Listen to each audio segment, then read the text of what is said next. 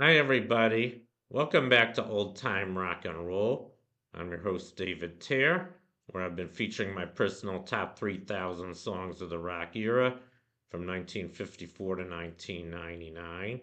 And today I'm up to song number 2571, and that one is She's Like the Wind by Patrick Swayze. I think most of you guys probably saw the movie Dirty Dancing.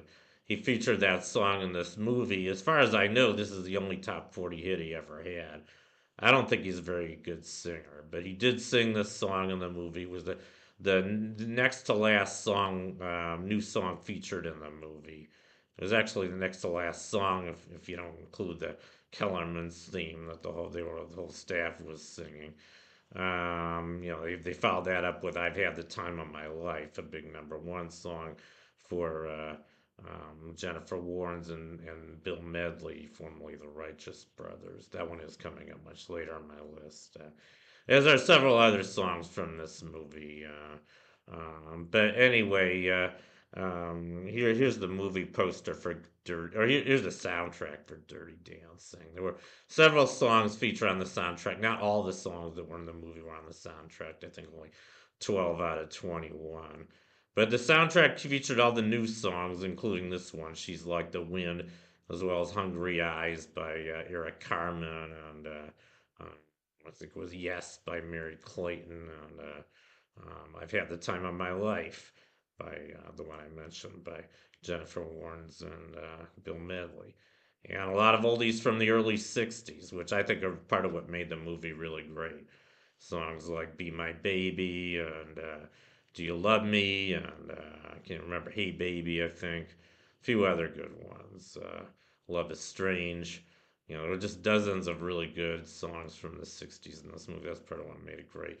But I like the story too. And I guess before I get into Patrick Swayze, I want to talk a little bit about the movie. I think most of you guys probably saw this movie. It's hard to believe it came out in 1987.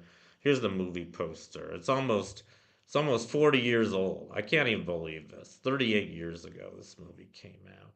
And I think it's still fresh as today. I mean, movies like this never die. I think. Amazing story. I'm not gonna give you guys a plot because I think most of you guys probably already saw it, but just an amazing story, an amazing movie, an amazing acting job, I think, by Patrick Swayze. Even though he's not really one of my favorite actors, I think he was born to play this part of Johnny Castle in Dirty Dancing.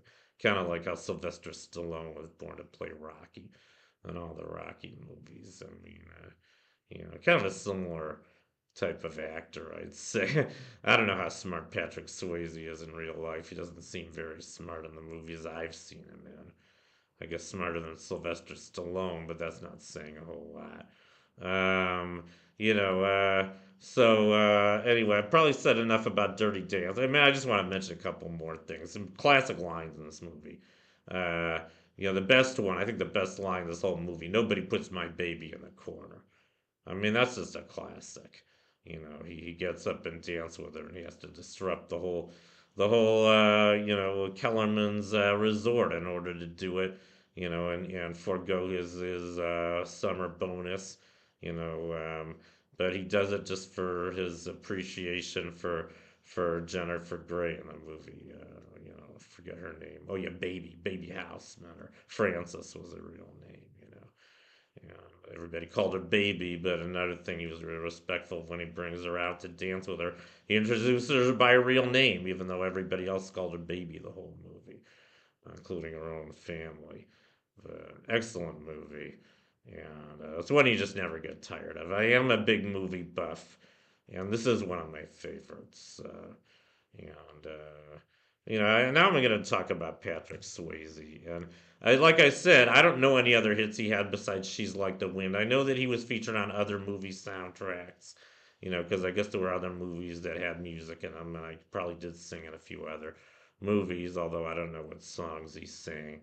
I'm just going to go through his movies. He had a lot of big movies. I've only seen, I think, three of these, even though I'm a big movie buff. Like I said, he's not one of my favorite actors, and I think I've only seen three of his movies, probably the three biggest. But I'm going to go through his movies. So he was born in 1952 in Houston, Texas. And I guess that makes some, what, 73 or 72 or 73. His first movie was, and that came out in 1979. That was called Shakedown, USA. He followed that up in 1983 with The Outsiders and Uncommon Valor. In 1984, he had a movie called Grandview, USA, as well as Red Dawn. In 1986, he was in a movie called Young Blood. In 1987, he was in the movie I'm featuring right now, Dirty Dancing, as well as Steel Dawn. In 1988, he was in Tiger Warsaw and Roadhouse. And no, it was 1989. Actually, 1989 he was in Roadhouse and Next of Kin. In 1990, he was in another movie I really love. I'm not even sure which one of these two movies I like better. He was in Ghost along with Demi Moore, and he played the ghost. He gets murdered early in the movie as Ghost and gets even with who used to be his best friend as well as the guy who killed him. Excellent movie. Before I go on, I just want to say one thing about Ghost. I really love that movie. Probably my favorite movie about ghosts. A lot better than Ghostbusters, although you can't really compare them because Ghostbusters is a comedy. But the one thing that bothered me about Ghost was even though he passed through everything, he had to learn how to not pass through things as a ghost. Why was he able to walk? That's what I didn't understand. Why was he walking through the subway? My uncle told me it's just so they could make the movie. But, if you try to analyze it too much, which I guess I tend to do a lot, it doesn't really, it's not consistent. But anyway, I just thought I'd point that out. 1991, he was in Point Break. In 1992, he was in Player and City of Joy. That's the third movie I think I've seen with him in. And I wasn't so crazy about City of Joy. He plays a doctor who goes to visit India in City of Joy, and I just don't think he was credible as a doctor. Sorry about that, Patrick. I just don't think he was smart enough to pull off being a real doctor. Um, you know, um, like I said, he was perfect for his role in Dirty Dancing. He was also good for his role in Ghost, but I didn't think he was in City of Joy. 1993, he was in Fatherhood. In 1995, he was in Tall Tale and a movie called Tu Wong Fu, Thanks for Everything, Julie Newmar, and also Three Wishes. In 1998, he was in Black Dog and Letters from a Killer. Sounds like a lot of these movies are pretty intense.